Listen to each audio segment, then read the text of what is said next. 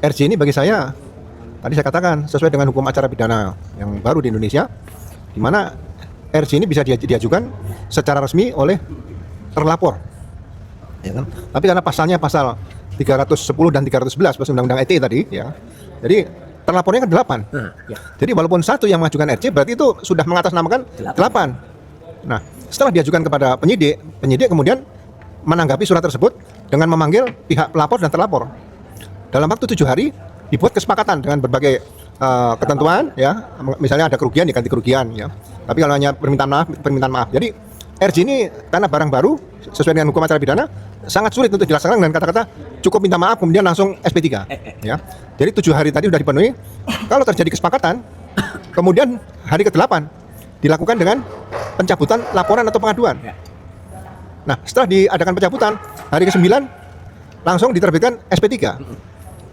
Nah, SP3 dalam tempo maksimal 3 hari, berarti tanggal 10, 11 atau 12 hari ke-12 itu harus segera diberitahukan kepada jaksa penuntut umum dan pengadilan.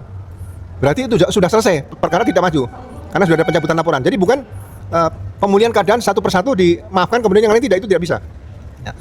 Kalau itu tidak ditempuh dalam waktu 7 hari, berarti kesepakatan tidak tercapai.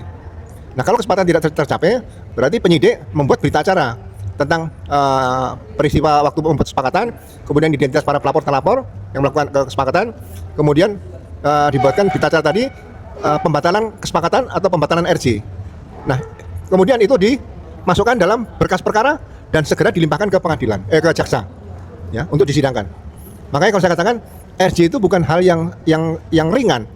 Jadi dalam penanganan RJ yang bisa dilaksanakan secara murni dan konsekuen, itu belum ada upaya-upaya paksa, misalnya gini, ada wajib lapor. Wajib lapor itu harusnya ada penahanan, tapi ini tidak ada penahanan, wajib lapor itu juga tidak boleh.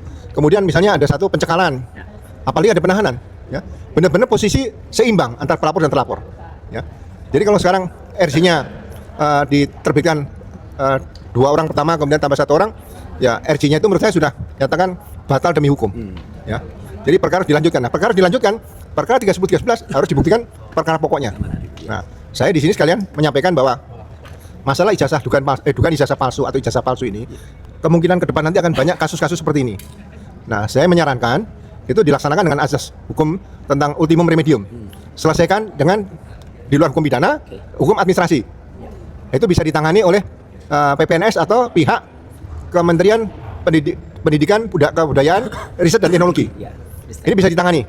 Itu ingin membuktikan bahwa ijazah ini asli atau palsu. Nah, kalau ditemukan misalnya palsu, nanti akan ditindaklanjuti dengan pidana umumnya pemalsuan. Itu bisa. Jadi menurut saya kementerian ini akan berperan